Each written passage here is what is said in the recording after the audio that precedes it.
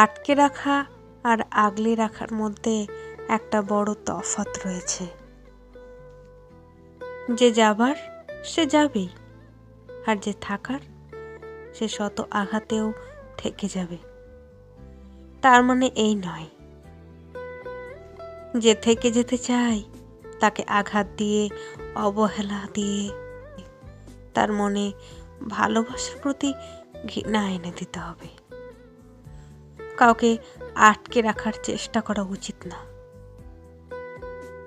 তবে যে থেকে যেতে চায় তাকে অবশ্যই আগলে রাখা প্রয়োজন।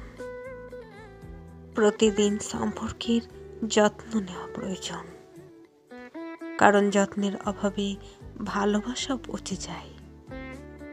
তীব্রভাবে থেকে যাওয়া মানুষটাও আস্তে আস্তে চলে যায় কিংবা হারিয়ে যায়।